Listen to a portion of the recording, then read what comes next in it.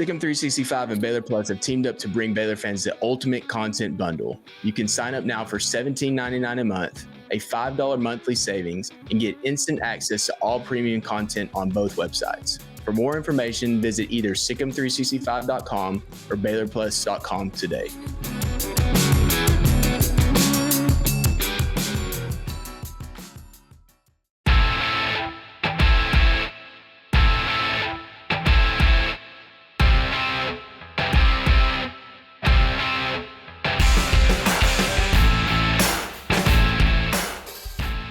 What's up, Baylor family? Welcome into Inside Baylor Sports, the official daily podcast of Baylor Athletics. It's Tuesday, September 10th. I'm Colt Barber. He's Grayson Grunhafer. And today we'll give our first real look at Baylor's next opponent, the Air Force Falcons. Air Force is now 1-1 after a 17-7 loss to San Jose State over the weekend. Their one win came over Merrimack, 21-6 to open the season. For a lot of reasons, Grayson, I don't think that Baylor will overlook this game. But mainly because of what happened a couple of years ago in the Armed Forces Bowl. Definitely. I mean, that was just an ugly game. I mean, I remember that one very well. The weather being terrible, ice on the field, everything's frozen over. Dave Aranda had a funny comment on that, on his press conference on Monday, just talking about being so cold that he couldn't even talk, during that game. And so, not going to have that situation. The weather's going to be really nice on Saturday. And, I think these are two very different teams as well. I think that's really important to mention. Air Force was really solid that year that Baylor lost to them. They were even better last year. And then coming into this season, they lost a lot of guys. So it's just kind of two very different teams, I feel like. Yeah. So the betting line currently has Baylor around a 15-point favorite. ESPN's Bill Connolly's computer model shows Baylor winning 32-15.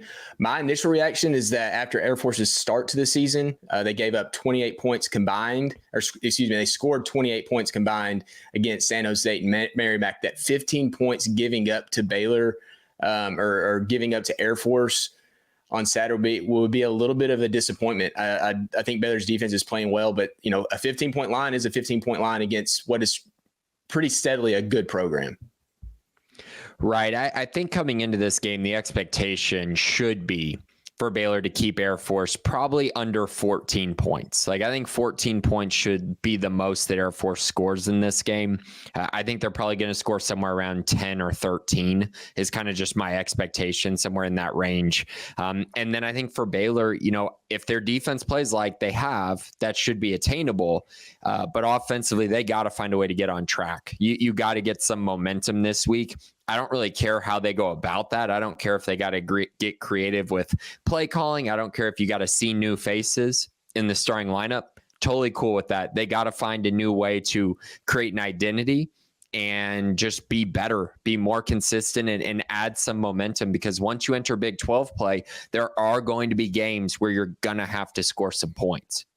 Yeah. So looking at the matchup specifically from the defensive side of the ball, I think that really on both sides of the ball, but defenses specifically, it has to be more about Baylor than it is about Air Force, right? So I think specifically defense, Air Force had 5 3-and-outs against Merrimack. Against San Jose State, they had 4 3-and-outs. One of those additional drives was a one-play drive that was ended in an interception. So basically 5 times in each game, Air Force was held to a 3-and-out or less. Baylor has to be able to match that. The expectations are there. Baylor's not going to be overlooking this game. And if they can go out and play that type of game, it's going to give the offense more opportunities. You just can't let Air Force go in there, run it down your throat, and make it a limited possession game. You have to go get possessions that they don't want you to have. And that's how Air Force plays. And I expect this Air Force team to get better throughout the year just based on the systems that they run. But I would be thoroughly disappointed if specifically Baylor's defense cannot control what Air Force is trying to do based on what Air Force did in their first 2 games. I mean, I don't expect there to be any change from Air Force. I don't know what would change for them. They're still playing their same guys. They still are rolling out the same team. And they've taken a huge step back offensively. Last year, they only averaged 85 yards passing a year ago. Not a ton, but it's still 23 yards more than what they're averaging right now, which that's one more deep shot, one more explosive play that they were converting on. But on the flip side, they were running for 281 yards per game. Yeah. Currently, they're only rushing for 154. And I think it's very important to mention that, you know, the first game they played is probably the worst team that they're going to play all year. And then San Jose State is okay, you know, just an okay team. So in general, they have not capitalized. They haven't taken advantage of the teams that they've been playing. And I think that just suggests they've taken a big step back on the offensive line. They've taken a big step back at quarterback. And for all those reasons, you kind of have to count on Baylor to take advantage of that. And they really need to. Dave Aranda's mentioned that they've been preparing for this type of offense all offseason. Like they've been ready for this, knowing that this was going to be a unique challenge for them. And they got to take advantage of that. Yeah, no doubt. And you hope that Baylor's defensive line can stay healthy in a game like this, and a lot of the cut blocking that goes on. Obviously, Cooper Lands went out in the most recent game against Utah. You just got to keep those guys healthy going into Big 12 play. So definitely a difficult or a challenging offense to face at this time of the season when you're trying to prepare for other offenses. I think the defensive line, though, fortunately, so far has shown a strength against rushing attacks. Now it's about being disciplined. It's about, you know, maintaining what you're doing and make sure those guys are executing the role they were given for the specific game. Absolutely. And coming into this matchup, you know, I think most people typically think, okay, Air Force is going to try to run the ball a lot. They're going to have an athletic quarterback. They're going to really, you know, try to run the quarterback a ton and be very multiple in kind of what they're trying to do running the football. But, you know, all year they've just been, you know, so far this year, I mean, John Bush, their quarterback, only has 53 yards rushing on the season. He's averaging 3 yards a carry. He is not shown to be a dynamic runner. I mean, 53 yards, that's 26 yards per game rushing. So not a ton there. And then he's completing 38% of his passes with 0 touchdowns and 2 interceptions. So that kind of just tells you how bad they've been throwing the football and how that position specifically has really struggled for them in these first few games. So, you know, I'm anxious to see how Baylor's secondary kind of rallies and if they really kind of take this as a big challenge and take this as a game very seriously where they should dominate. They should not give up more than 70 yards passing in this game. Truthfully, they really should not. So we'll see if they're able to attain that. A big part of it is, like Dave Aranda mentioned, how do they do on first down? Can you get Air Force behind the chains? Can you force them to have to throw the football in 3rd and 6 type situations? That's the kind of environment that Baylor wants to establish. And the only way to do that is if they're able to slow down Air Force early on drives. And like you said, create some 3 and outs. Yeah, 3 and outs will give the offense more chances to make plays. And this offense, as we've seen, needs an opportunity. And interesting, you mentioned the secondary being tested. We haven't really seen the secondary be tested for a full game. We didn't see it. Tarleton shut down their passing offense for the most part once Baylor got up. Utah did very similarly once Cam Rising went out and they basically had a lead that they could sit on.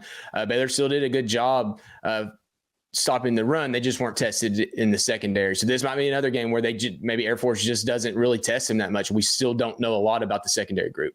But with 3 and outs, potentially you shift to the offensive side of the ball. And this is when we're going to learn kind of where Baylor is in terms of the middle of the road defenses, right? I think Air Force is going to play disciplined football. They aren't going to have the athletes that you'll see in the Big 12, but you've seen Tarleton, an FCS team. You've seen Utah, which presents arguably the hardest challenge they'll face considering the circumstances, playing on the road. You know, kind of traditionally, in a way, the first Big 12 game for Utah, even though it wasn't a conference matchup, it was their first game against a Big 12 opponent since becoming in the conference.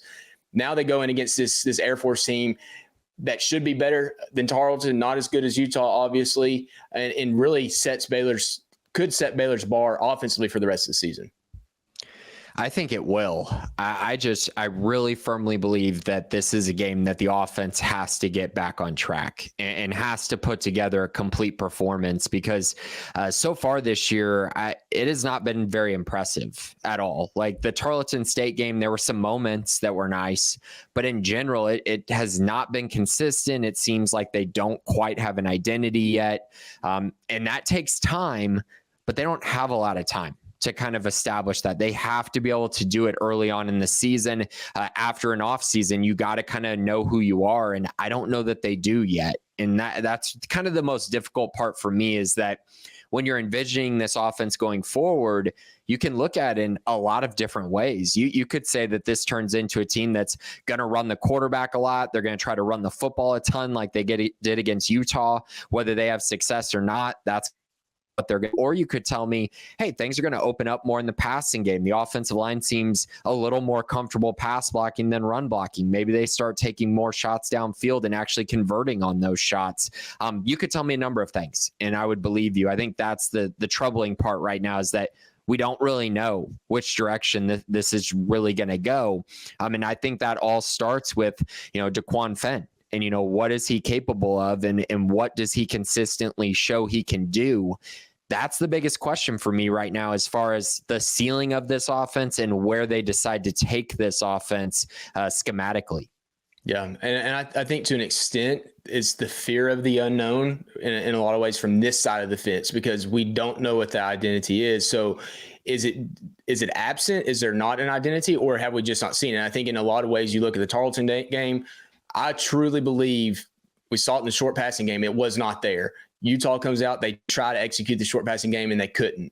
Running the football, Baylor's still without two running backs for the most part that I believe are the first two running backs on this roster, Dominic Richardson, Bryson Washington. Dominic did have 4 carries against Utah. He had one of them for loss, but the other 3 were positive carries, traditional Dominic Richardson style carries where he hit the hole hard, got 3 or 4 or 5 yards.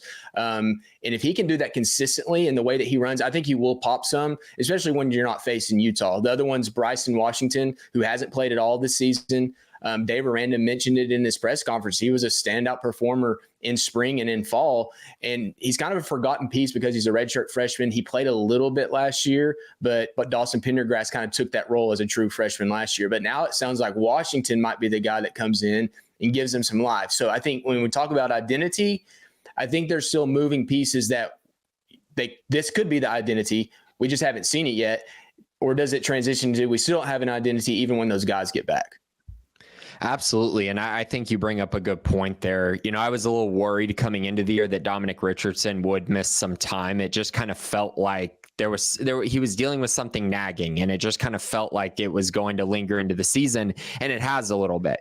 So hopefully he kind of turns that corner. But you're exactly right on Bryson Washington. People forget, but last year in spring, he was kind of expected to have a role, and then he got banged up, got injured, and they decided to redshirt him, which was a smart move. But I think this year, another great spring, another really good fall camp as well. I think he is a guy who can bring something a little different. I think because people haven't gotten to see him play in a game yet, I think there's kind of this cautious optimism about him about, what is he really going to be that much better than the guys that they have? Maybe not. But I do think he adds something a little bit different to the mix and will factor into what they're trying to do offensively. And they have a challenge this week, Colt. If they're going to try to run the football against Air Force, Air Force has only given up 82 yards rushing per game right now. And against San Jose State, that's not where San Jose State had success. San Jose State was able to throw the ball effectively and create explosive plays. And so I'm curious about that. I'm curious if they decide, hey, you know what, we're going to run the football a lot in this game, or if they try to open up the passing game more. For me, I feel like, for me, just kind of watching this offense, it would give me a lot of relief if they were able to throw the football better, because I do think, I know Utah is a great defense. I understand that, and their pass rush is really good. But I also felt like there were times where Finn was given protection, and they still weren't able to connect on whether it was him missing a guy downfield or receivers not getting open. There was something missing there. And Dave Aranda mentioned that it was missing in the Tarleton State game too, when he was given time, still not being able to complete passes and make explosive plays. So I do think that needs to happen. But if they can run the ball effectively, I do think that shows them taking a step forward, because I do believe Air Force is going to stop the run for the most part this season. Yeah, when you watch specifically spread offenses with running backs in these situations, there's a lot of time where the hole is just created by the running back having good vision.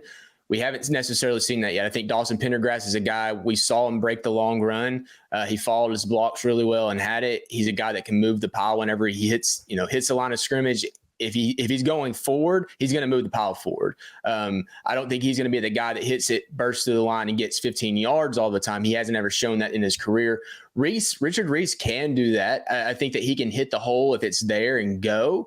I think that his best role in this offense is a change of pace. And now, who is the change of pace off of? Is it Dawson Pendergrass? I don't think that's the best option right now for the way this offensive line blocks. And, Air Force will be a challenge. I think this is the first, in my mind, opportunity to open up the playbook in the run game, in the pass game, where we didn't see it. I still don't believe we really saw it against Tarleton. I think we were going to see it against Utah, and it didn't transpire. Utah, that was a tough matchup for this Baylor offense.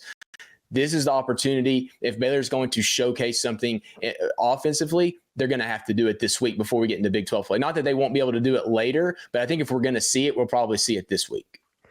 I think it has to be this week. They're going to get ready to play a night game against Colorado the very next week. And I know Colorado didn't look good against Nebraska, but each matchup is different. Each game is very different. And that game is at home in Boulder. And frankly, Baylor hasn't seen anything like what Shedeur Sanders and those receivers bring to the table for a secondary. And so I'm very kind of curious about that, but also just kind of in my head, I'm thinking to myself, Baylor's going to have to score some points in that game. And they haven't really proven that they can score points consistently yet. And I know Air Force is not Colorado, but I do think Air Force defensively is probably as good or close. So if Baylor can move the ball effectively and gain momentum, that would be huge. They got to have some confidence and some swagger about them going into that Colorado game. Or you could have a similar result to what happened against Utah, where you come out with a lot of emotions, excited, but the results aren't there to back that up yet, especially early on in the game.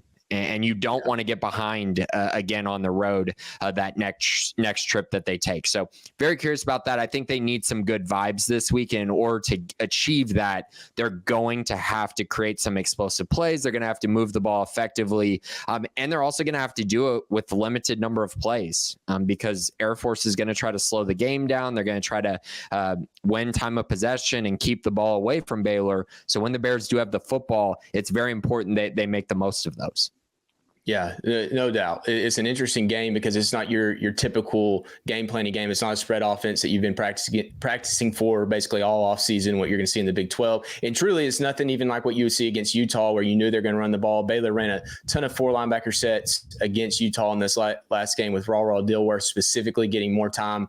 And so I think that this team is built defensively to just kind of match up with whatever offense. They have the personnel to do that, specifically with the guys like Keaton Thomas, Raw Dilworth, Carl Williams, who can kind of play at multiple levels for him. So with that, I think with the defense, in the win against Tarleton, the win or the loss against Utah, what we have seen consistently is the physical play. It was not there last year. It just wasn't for a variety of reasons. But this year in week 1, physicality was there. Would it transition to week 2?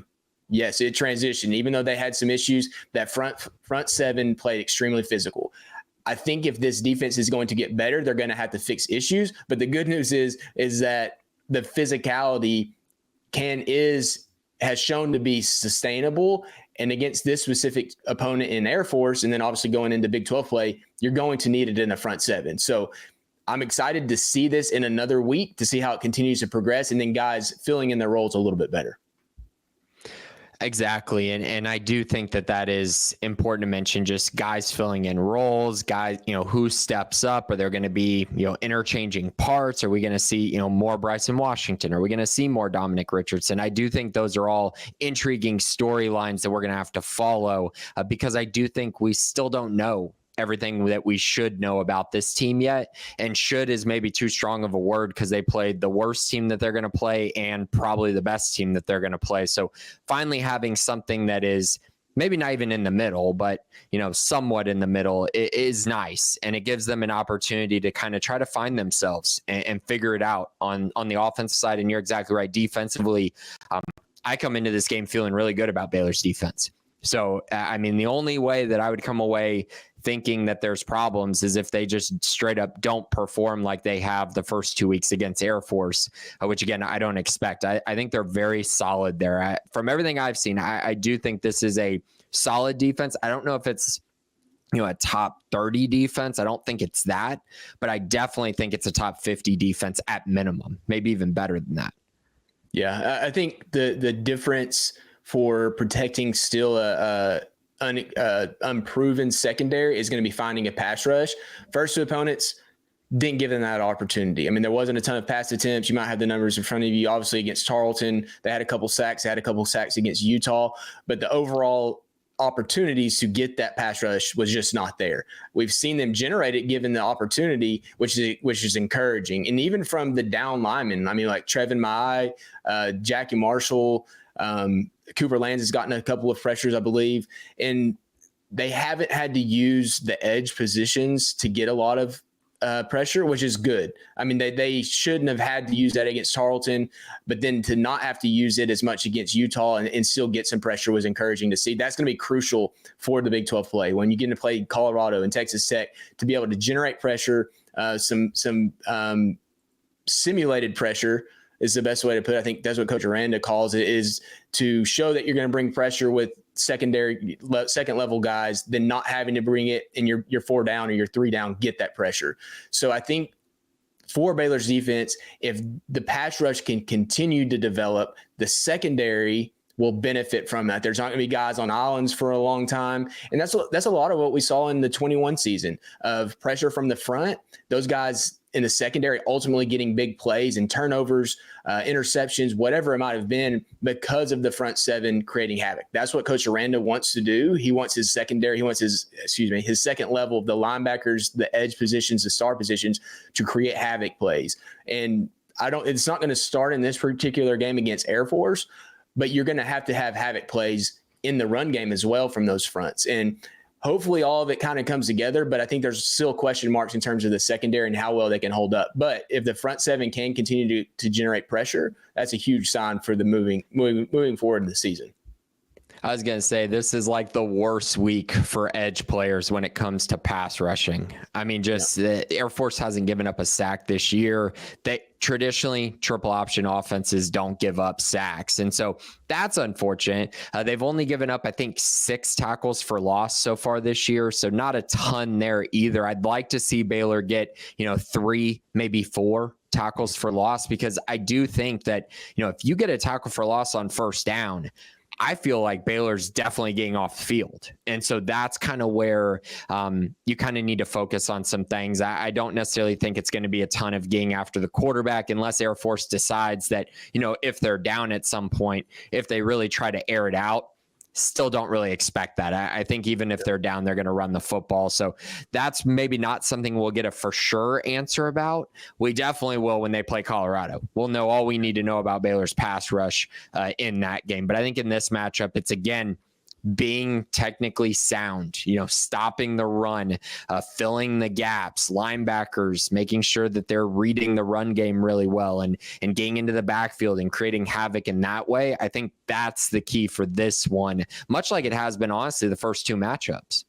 Yeah, it is. And it's funny to see the variances in offenses that this team has played. It used to be the Big 12 had the stigma of only having air raid offenses or pass heavy offense, spread tempo offenses. Well, now Baylor has faced not Big 12 teams, but Tarleton, that was a little bit different than Utah. That'd be different than Air Force. Then Colorado, that's going to be different. And then go back to BYU, that's going to be a little bit different. So there's no set specific way that you're preparing every single week that might have used to be the case when 10 years ago, you're kind of preparing for the same thing every week, and then who can do it the best. I think that a key for this defense in this particular game could be a guy like Jackie Marshall, who can beat his man one-on-one, blow up a play.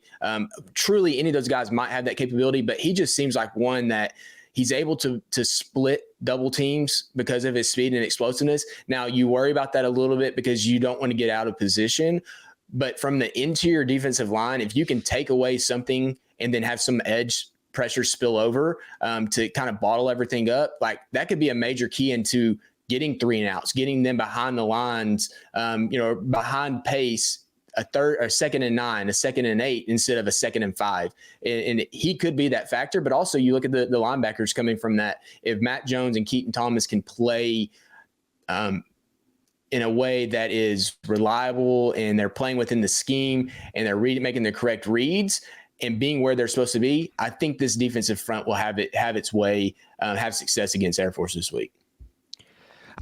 For me, I'm just kind of looking at as, how creative does Dave Aranda get here? Because I do think that there's a situation that we see very unique formations from Baylor this week, because I don't think you necessarily have to have 2 high safeties in this matchup. I think you can have more guys closer to the line. And so what does that mean for who you're playing? Are you going to put 2 stars out there? Are you going to put, Ra Dilworth on the field with a Kendrick Simpkins, or if Carl Williams is healthy? I think you could see some things like that if you want to be just better prepared to stop the run.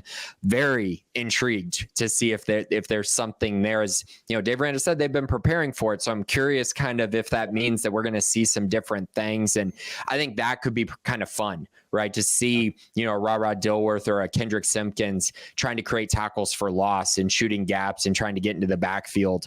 That could be fun. I agree with you. The front, Jackie Marshall, Trevin Mai. I think those 2 guys, very important. Garmin Randolph and Steve Linton, looking to continue to see them take steps forward. It's very clear that those 2 guys are going to be big factors if this defense is going to get to where they ultimately want to go. A lot of interesting guys to watch. I think most of it is in that front 7 and kind of how that works. I'd like to see the cornerbacks, give up nothing. I do feel like they were very much challenged against Utah. And I think in some ways, especially when Rising was in the game, I would say that Utah got the better of Baylor's cornerbacks. And so I do think this is a situation where they have an opportunity to really lock things down in the secondary and defending their man in a lot of one-on-one situations. And I'm very interested to see if they can rise to that challenge, because I don't think they quite rose to it against Utah. Yeah, they definitely had a couple pass interference on Caden Jenkins, and just truly, I think game planning wise, they knew they're going to be on an island, and they weren't able to hold up at all times. And obviously, Cam Rising goes out, that changes a little bit. But with all of that, I think there's an opportunity here to talk about special teams. We haven't talked about it yet.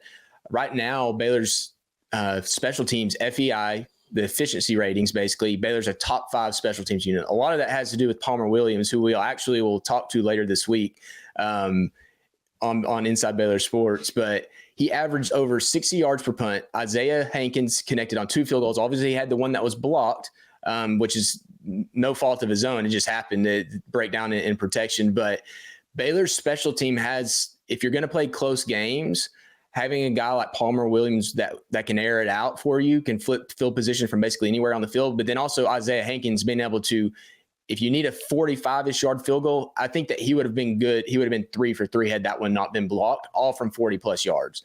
And so to have those 2 guys, I think is crucial. Josh Cameron had a solid return game.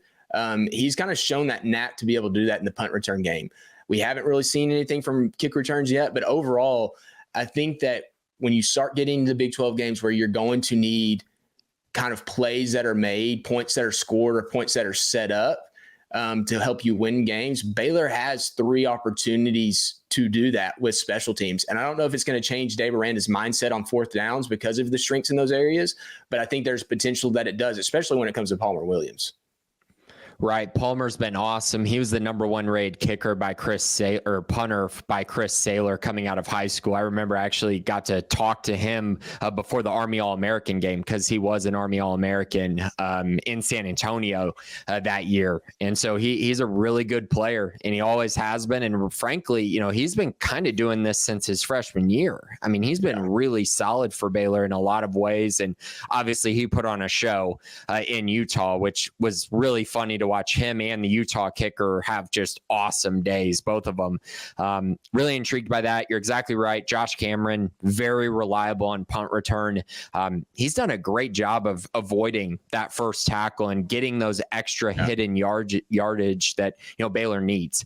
Kickoff return, I'd like to see Jamal Bell be getting more opportunities there, but a lot of touchbacks so far this season, it feels like. And then in the field goal game, Hankins having a nice bounce back. There was a lot of talk last season, about his struggles, which he did struggle. But in typical Baylor fashion, it's highs and lows in the kicking game. It always has been. It's like every other year.